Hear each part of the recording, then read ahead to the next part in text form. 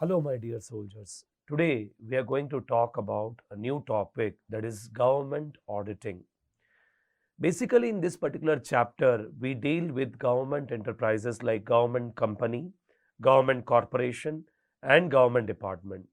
How an auditor conducts an audit, and what are the different parameters related to government auditing that we need to understand by this particular chapter. So first of all, my dear soldiers, government enterprise comprises of what? It comprises of government company, government corporation, and government department, both under state government and central government. Example, what is government company? Where not less than 51% of the paid up share capital is held by state government and central government. Such companies are known as the government company. When it comes to a government corporation are those entities which are established under the act of the parliament. Example, State Bank of India is established under SBI Act. Similarly, Life Insurance Corporation LIC is formed under LIC Act. So government corporation are those entities which are formed under the act of the parliament. Okay, and you have government department. Government department comprises of various ministry under state government and central government. So these are the various ministries under state government and central government. They come under the purview of the government department. Example, Ministry of Corporate Affairs, Defense Ministry, then my dear soldiers, Agriculture Ministry, Sports Ministry, Telecom Ministry. These are all various government department. See, government has the highest quantum of asset and highest quantum of liability. They have the maximum income, they have the maximum expenses. Wherever money is there you require accounting, and wherever there is accounting, audit is very much required. That is why government audit is a very important aspect. Further, as I highlighted, that government company is one where, my dear soldiers, more than 51% of the shares are jointly held by state government and the central government. Also, government corporation, they are formed under the state or the provincial act. Basically, they are established under the act of the parliament. Now, government audit means what? Government audit is an objective, systematic, professional, and independent examination of. So, government audit is nothing but it's an objective, systematic, professional, independent examination of financial, administrative, and other operations of the public entity for the purpose of. So, this definition you should remember. So, it is a objective, systematic, professional, and independent examination of financial, administrative, and other operation. One thing what you need to understand is that we as an auditor should focus on both financial aspect as well as the non-financial aspect of the government auditing. So both financial and non-financial aspect of the government audit we are focusing. What is the object you are trying to ascertain? So we are focusing on public entity. Public entity is nothing but the government enterprises. So now what is the object you are trying to achieve? The first one is that evaluating and verifying, presenting a report containing explanatory comments on the audit findings. So you evaluate, you verify, you present a report containing explanatory comments on the audit finding. So you give your audit findings and you also give your conclusions and recommendations for the future action by the responsible official. This is one unique thing about the government audit. Generally, in any audit, we give an opinion, unmodified opinion and modified opinion. Here, we are evaluating, verifying, and we are issuing a report. In the report, we are giving our conclusion and also we are making recommendations for improvement. So we are providing recommendations. This is one unique thing. Generally, what will happen in audit report? We'll say, okay, this is what our observation is. But here, we are going one step ahead and say, these are our recommendations. And in case of examination of financial statement, expressing an appropriate professional opinion regarding the fairness of presentation.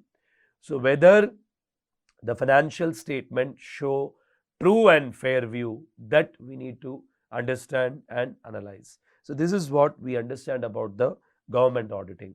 So evaluating and verifying, presenting a report containing explanatory comments, and also giving their conclusion and recommendation for improvements. And if you are examining financial statement, then whether the financial information show true and fair view, that you need to ascertain, my dear soldiers. So these are the various things in case of a government auditing. I hope you are clear with the concept as far as the government audit is concerned. Then, my dear soldiers, what are the other important aspect as far as the government auditing is concerned? What are the other important aspect we need to take into consideration? The other important aspect in case of a government audit, my dear soldiers, what happens is that whenever we are doing a government audit, what are the other important aspect we should take into consideration? In a government audit, my dear soldiers, the thing is that government department will comprise of what? Ministry of Health, Agriculture, Defense, Finance and Corporate Affairs. I told you various ministries under the state government and central government. See, for example, there was a charge on the telecom ministry about the 2G scam. And my dear soldiers, the court acquitted all the accused. So there was a charge that the whatever the wavelengths which were adopted, spectrum which was given to the companies, it was given at a very low price. So government has access to resources, and when these resources are given, these resources were given at a very low price. Further, my dear soldiers, so that's what the government auditing is all about. What? Objective, systematic and professional and independent examination of financial, administrative and other operations of the public entity. Why are we doing government auditing, my dear soldiers? One, to ensure accountability of administration to legislature and functioning as a aid to administration. Basically, there should be main thing is what, my dear soldiers? Accountability. The main thing, my dear soldiers, is the all about accountability. Are they accountable or not? That you need to check. There was one case. The telecom department, what they did is that they constructed a building. They constructed a building for the purpose of usage in telecom purposes. The building was like, say, a 4-floor building, my dear soldiers. It was a 4-floor building. So now this building was never used for next 5 years. The CAG, who are the government auditor, they highlighted that when you are constructing a building, it should be used for a particular purpose. Now the building is not used for any other purposes. What is the use? So you need to have a building for a particular purposes, but this building is of no use. Then why did you construct the building? It's the unnecessary wastage of the taxes paid by the people. You are making the building for no purposes. Then this building was taken up by education department. Then they started a government school in this building. So government audit is all about, okay, how are you spending the money? Is it required? Is it relevant? And giving serious recommendations for improvement. Further, my dear soldiers, government audit serves as a mechanism or process for public accounting of government funds. See, government funds comes in the manner of one, by the direct taxes and indirect taxes what we pay, and also it comes in the form of fines and penalties. It also comes in the form of, like, say, other earning, commercial earning which the government has. So please understand that you should ensure that this public fund should be properly utilized. Unnecessary wastage of public funds should not be there. Okay, so this is one thing. Also, government audit is as old as organized government and has fairly long pedigree even in the developing countries. Government audit is required, and it is required in all organization. See, Comptroller and Auditor General, they are the main government auditors. Okay, and because mainly it fixes the accountability among the government officials, that if we have a public money in the form of taxes which we have collected, are we utilizing that public funds in a proper manner? That we need to check. Further, my dear soldiers, what you have is that the concept, content and the scope of government audit have developed in tune with political, social and economic development of the countries. So basically, there are opposition parties. They will tell that how are you using the money, how best you are utilizing the money. The various scams which hit India, like 2G scam, telecom department, or there was a Colgate scam, coal ministry was affected, or Commonwealth Games scams. So what happens? It fixes a responsibility on the government that, see, these are the various scams which has happened. or these are the issues in the various department, what steps can be taken. Also, parliament and in case of states, the state legislature control all the government expenditure through instances upon demand for grants. So basically what happens, the government spending should be monitored. So either parliament or the state legislature, they have a monitoring on the government expenditure. You cannot just spend the money just like that. So whether the money which has been spent by the government, is it for a rightful purposes, is it for a proper purposes, that also you should keep in mind whenever we take up the government audit. Now you have CAG. CAG is a person who does the government company audit. All government enterprises, the audit is done by CAG. Now how do you become CAG? There's a Union Public Service Commission examination, UPSC examinations are there.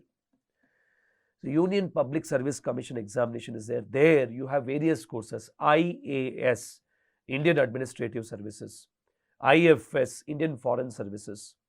So there are various government departments which are there. These government department, they provide the various services. So IRS, Indian Revenue Service. Similarly, you have IAAS,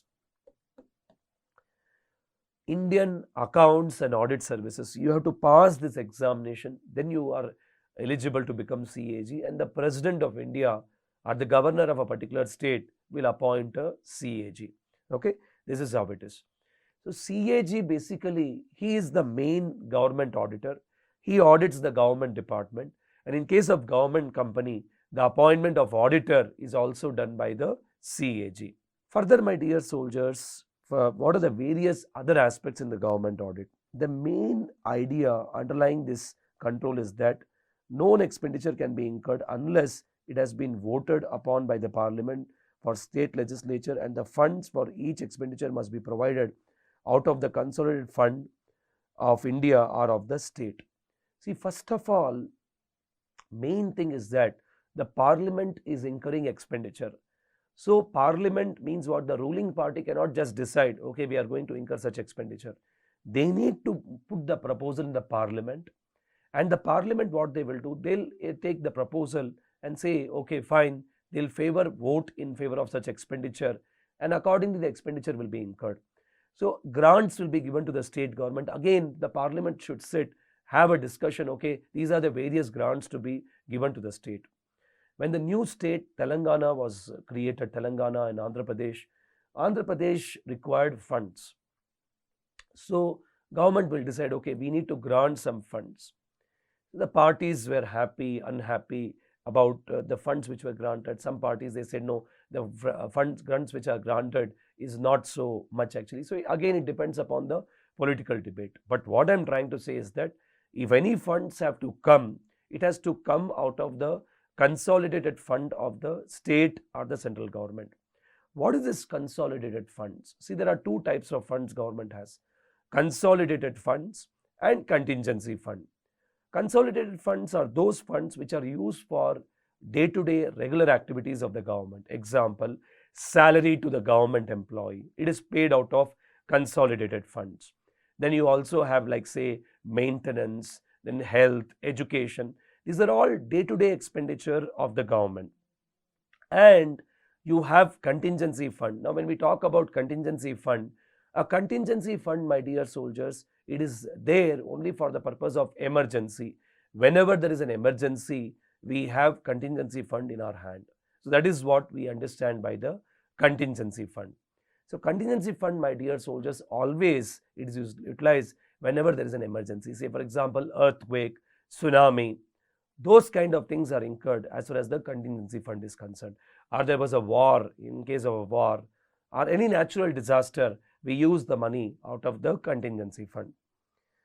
Then Public Accounts Committee. The appropriation accounts are prepared which are scrutinized by the Public Accounts Committee. Public Accounts Committee, basically it is made of, say, member of parliament.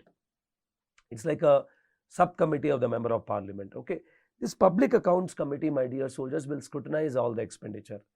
See, Public Accounts Committee will oversee the various ministry in the sense, actually, like, say, Ministry of Agriculture, then defense ministry. Defense spending is very, very high.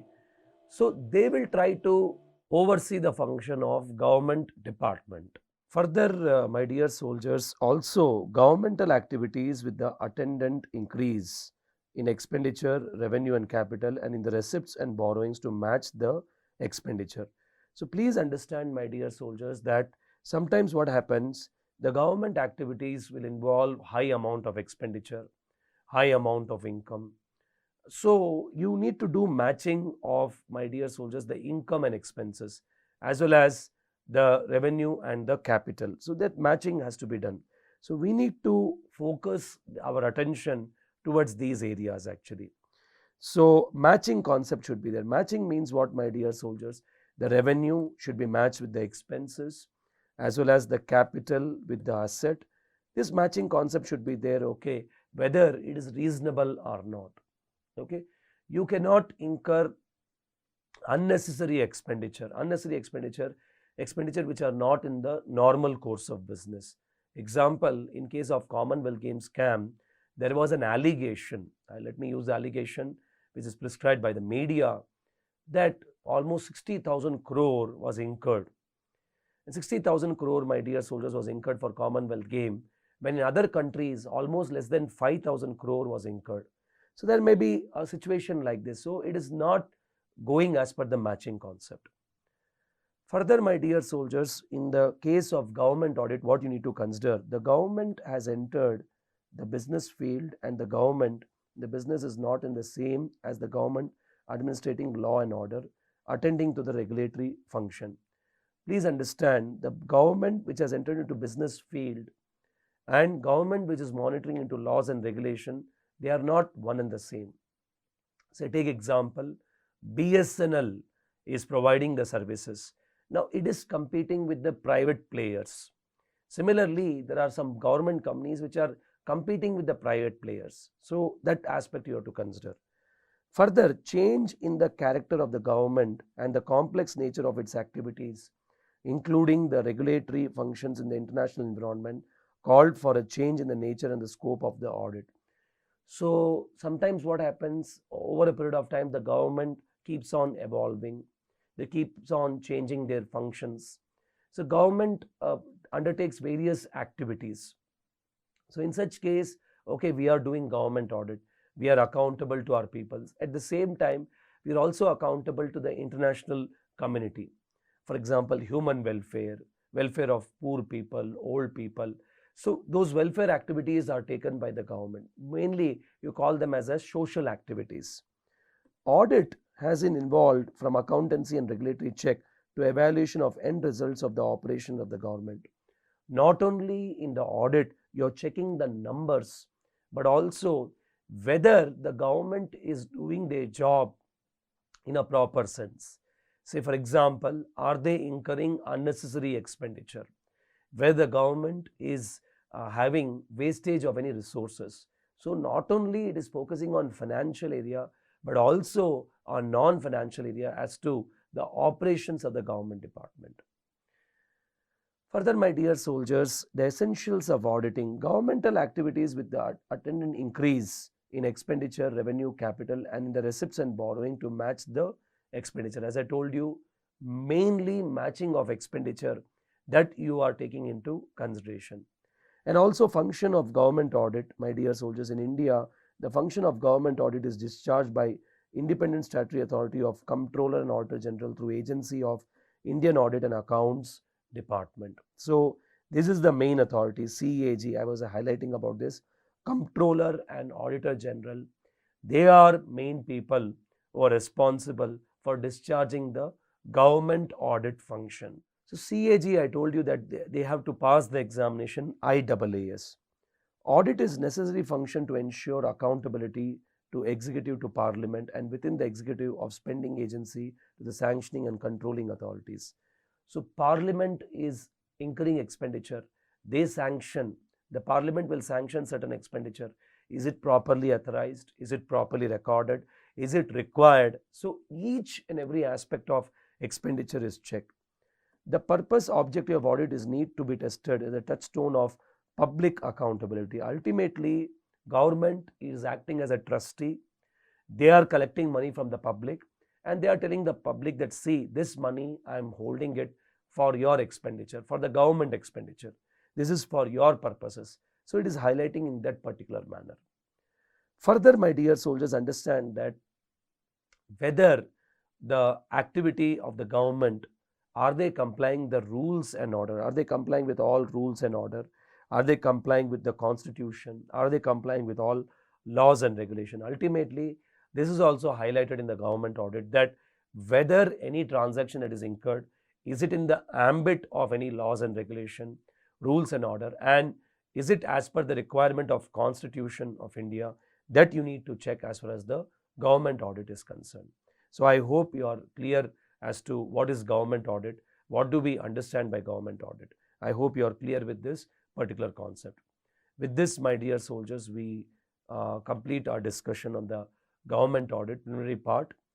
We will going to discuss about the other aspect of government audit in the next video. Thank you very much, my dear soldiers.